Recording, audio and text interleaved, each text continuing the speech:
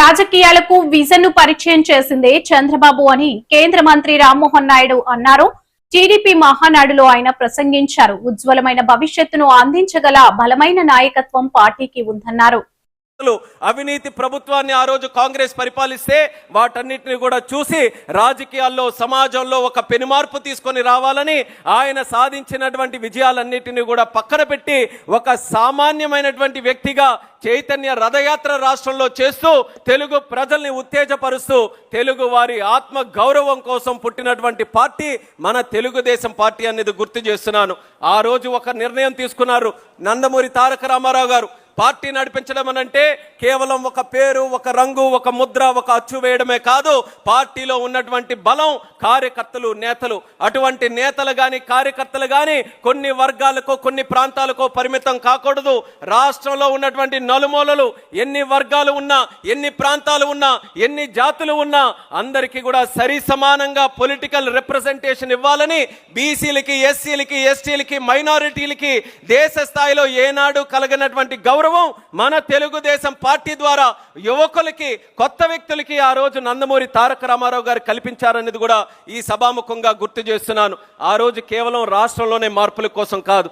ఆ రోజు తెలుగుదేశం పార్టీ పుట్టింది కాంగ్రెస్ పార్టీని గద్దె దించడానికైనా 1983లో 9 నెలల్లోనే తెలుగుదేశం పార్టీ అత్యంత మెజారిటీతో విజయం సాధించిన తర్వాత కేవలం రాష్ట్రంలోనే కాదు భారతదేశం కూడా బాగుపడాలనంటే అక్కడ కూడా ఉన్నటువంటి కాంగ్రెస్ ప్రభుత్వాన్ని గద్దె దించాలని దేశ స్థాయిలో కూడా నేషనల్ ఫ్రంట్ని ఏర్పాటు చేసి మొట్టమొదటిగా కాంగ్రెస్ ఏతర విపి సింగ్ గారిని ప్రైమ్ మినిస్టర్ చేసినటువంటి ఘనత కూడా నందమూరి తారక రామారావు గారిది, మన తెలుగుదేశం పార్టీది అనేది కూడా ఈ సభాముఖంగా తెలియజేసుకుంటున్నాను. ఆ రోజు నేషనల్ ఫ్రంట్తో మొదలైనటువంటిది తిరిగి చంద్రబాబు నాయుడు గారి అధ్యక్షతన యునైటెడ్ ఫ్రంట్ మనం పెట్టి దేవేగౌడ గారిని ప్రధానమంత్రి చేశాం, గుజరాల్ గారిని ప్రధానమంత్రి చేశాం, మళ్ళీ ఎన్డీఏ ప్రభుత్వంలో చేరి వాజ్పేయి గారిని ప్రధానమంత్రి చేశాం.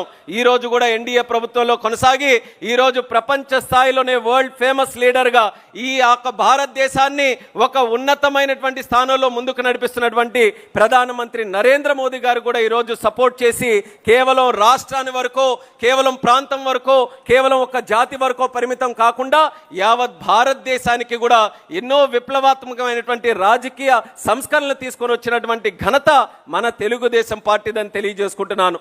ఎన్నో అవకాశాలు వస్తే ఒక సందర్భంలో ఒక కేంద్ర మంత్రిగా అవకాశం వస్తే ఆ కేంద్ర మంత్రి కూడా బడుగు బలహీన వర్గాలకి వెళ్ళాలని ఒక బీసీగా సాధారణ కుటుంబంలో ఉన్నటువంటి ఎర్రన్నాయుడు గారిని కేంద్ర స్థాయిలో కేబినెట్ మినిస్టర్గా చేసింది మన చంద్రబాబు నాయుడు గారు తెలుగుదేశం పార్టీ.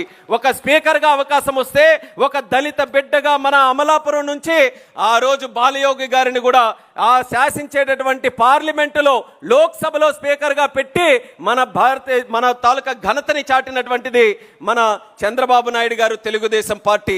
అలాగే ఒక మైనారిటీ వ్యక్తిగా ఆ రోజు అబ్దుల్ కలాం గారిని ఆ ప్రభుత్వానికి సూచించి ఆయనకి కూడా దేశ ప్రెసిడెంట్గా కూడా ఆ రోజు చంద్రబాబు నాయుడు గారి తాలూకా ఆలోచనల ప్రకారం ఆ రోజు తెలుగుదేశం పార్టీ తాలూకా కాంట్రిబ్యూషన్ ఆ రకంగా ఉండిందని తెలియజేసుకుంటున్నాను. తెలుగుదేశం పార్టీ ఎప్పుడు కూడా ఒక ప్రాంతీయ పార్టీ అయినా, ఒక ప్రాంతం మీద ఒక ప్రేమ ఉన్నా దేశం మీద మాత్రం ఎప్పుడూ భక్తిని విడిచిపెట్టలేదు.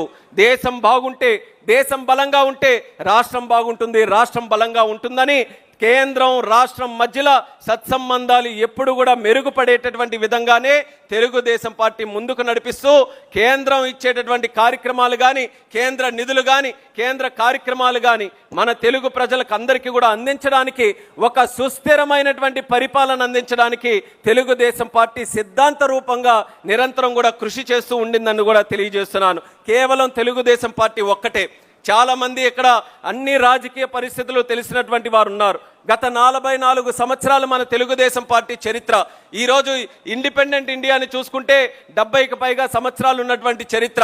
ఈ చరిత్రలో ఎన్నో రాజకీయ పార్టీలు పుట్టాయి, ఎన్నో ప్రాంతీయ పార్టీలు కూడా పుట్టాయి. ఈ దేశాన్ని ఏలాయి, అలాగే రాష్ట్రాలు కూడా ఏలాయి, కొన్ని ప్రాంతాలు కూడా ఏలాయి.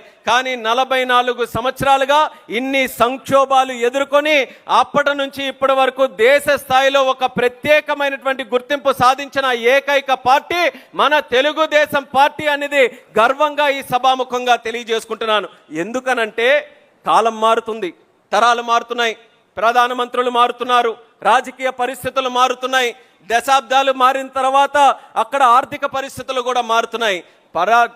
మారుతున్న కొద్దీ మన తెలుగుదేశం పార్టీ, మన నాయకత్వం ఆ పరిస్థితులన్నీ కూడా తెలుసుకొని అవగాహన చేసుకొని కాలానికి అనుగుణంగా మన పద్ధతులను కూడా మార్చుకుంటున్నాం.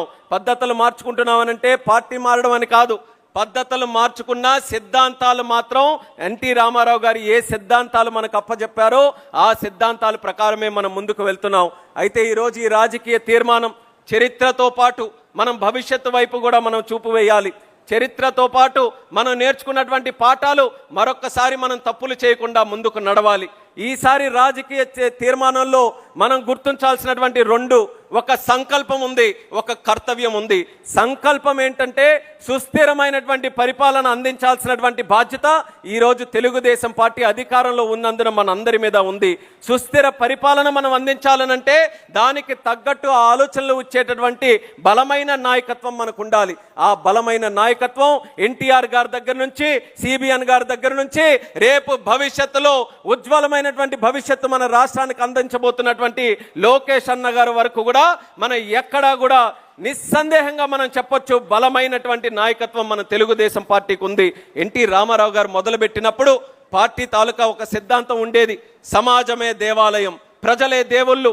ఆ రోజు ఆత్మ గౌరవం కోసం తెలుగుదేశం పార్టీని స్థాపించి గుడ్ గవర్నెన్స్ కానీ, కొన్ని వెల్ఫేర్ స్కీమ్ సంక్షేమ పథకాలు కానీ ఆ రోజు దేశంలో ఎక్కడా జరగని విధంగా మన రాష్ట్రంలో ఎన్టీ రామారావు గారు మొదలుపెట్టారు. మళ్ళీ చంద్రబాబు నాయుడు గారు వచ్చిన తర్వాత నేను చెప్పాను పద్ధతులు మారుతున్నాయని.